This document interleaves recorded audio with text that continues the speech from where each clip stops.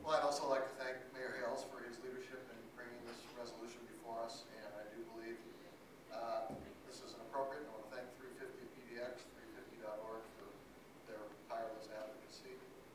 These are issues that do demand the attention of the highest, those in the highest elected office, and I guess in our little kingdom, that's us right now for this minute. But as we've seen today on the national screen, on the national forum, many illustrious world leaders are calling for decisive actions on behalf of our climate. And this is an important step in the right direction. It may not satisfy, it may not be total divestment, but it's certainly recognition that fossil fuel companies should not be recipients of our future investments. And that's an important, given that cities tend to last for hundreds of years, that's a pretty important signal to be sending at this point. And I hope that many will join us. I was very impressed to hear that some $2 trillion of portfolios have invested themselves from the 200 or so companies on the citizens. That's very impressive. As somebody who was active as a graduate student, I served on I was the graduate student representative on the advisory committee for institutional responsibility where I went to graduate school. And that was in like 1980, and very much at that time we were talking about issues of divesting of stocks in South Africa, or stocks in companies that did business in South Africa.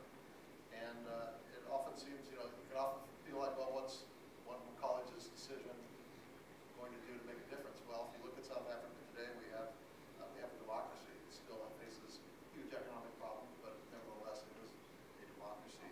So there was a mission accomplished, and I think it had a lot to do with those little voices here and there that started speaking up. And this is one more step in that right direction, a concerted effort of many voices speaking up. Please to vote aye. Two ayes. So I doubt any of them are listening, but I'd like to start by addressing the climate skeptics and the people, I'm sure there will be, who call us hypocrites. There's people who say that climate disruption just isn't happening. It's a left-wing myth that was designed to give cover for social engineering. I wish it were a myth. I wish we were not watching the destruction of the world as we know it. Unfortunately, that's a scientific fact. And there's going to be people who say, you're hypocrites. None of the members of the city council drive. Doesn't the city buy power from PGE, which still has fossil fuels as part of their mix? And yes, we do. But that doesn't mean we have to invest our money in fossil fuels. It doesn't mean we have to, the city has to be in the business of making money off fossil fuel companies. This obviously is just one of the steps that we need to take. We need to do, and we're trying to do, a heck of a lot more. We are trying to make this a city where it's easier for people to bike and walk and take transit, and that requires significant investments, and means asking taxpayers for money, and it also means doing projects that cause significant inconvenience quite often.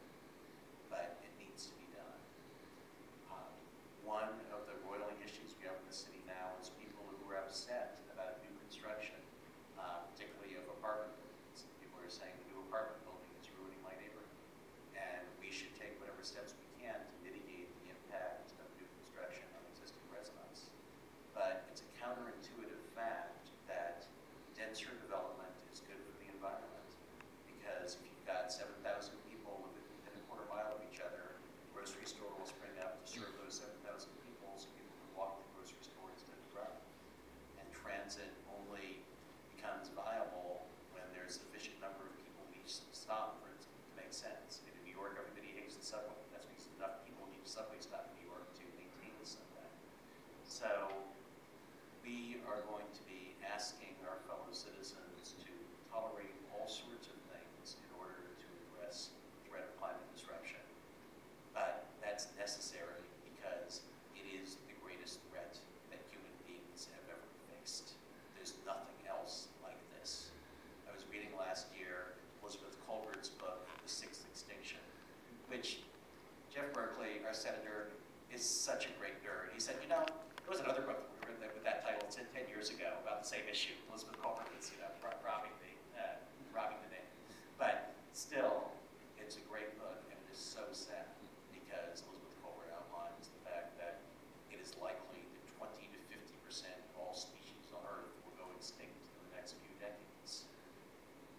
sad thing is, that's likely what's going to happen. We are fighting against the odds. If you look at the makeup of Congress right now, it's obvious we're fighting against the odds.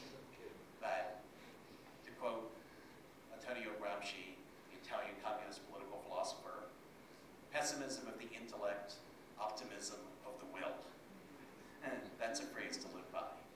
And the action we're taking today is an expression of optimism of the will, that we can take this one small step to help stave off the end of life as we know it. Aye. All right, just 3 ayes. My very thoughtful council colleagues and excellent city staff and wonderful advocates from the community for getting us to this day. You know, a couple of people referred to my visit to the Vatican.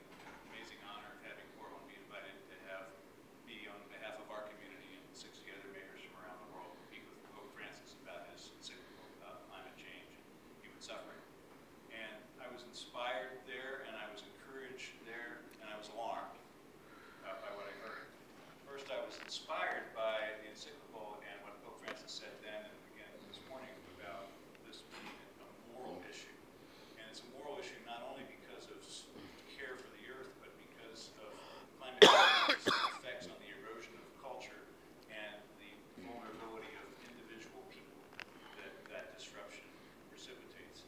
He's so clear in weaving those ideas together. I was inspired by that. I was encouraged because among the experts that spoke there, among the climate experts that spoke there was a very strong message, which is, as Steve just indicated, it is reasonable to hope. It is not too late. It is very bad. It is very dire, but it is not too late. And I think that's important. And, in fact, the fact that cities were invited there is a wonderful thing, because national governments talk and cities act.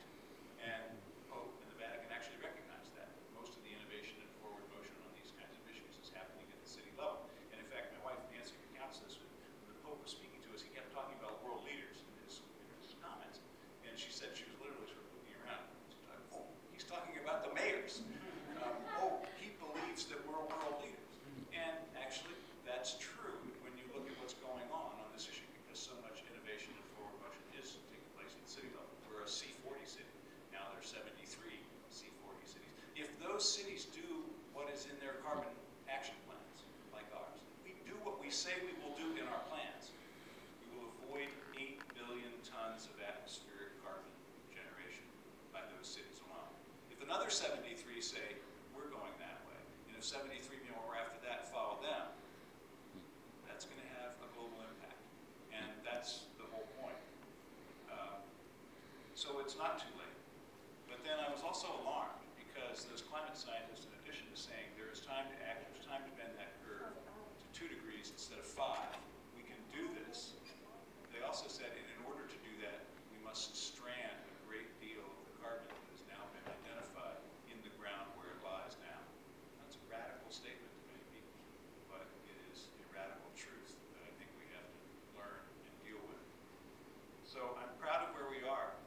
We are an environmentally responsible city and a financially responsible city. So I appreciate your good work, Treasurer. We have this solid reputation as a city, and I was reflecting on hearing you speak because we always hire very prudent professionals as our treasurer, as we should. It's our money, after all. And I actually was across the street with your predecessor a couple of treasurers ago, a man named David Smith, when we passed the first Parks Bond measure in Portland. And we passed it at a strange time because Orange County had just gone bankrupt.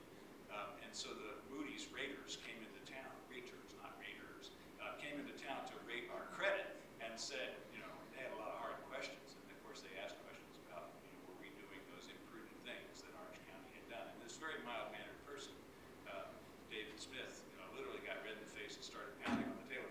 Don't buy derivatives. Here are all these prudent things we do, and that's good. I'm proud of Portland for being a thoughtfully managed enterprise.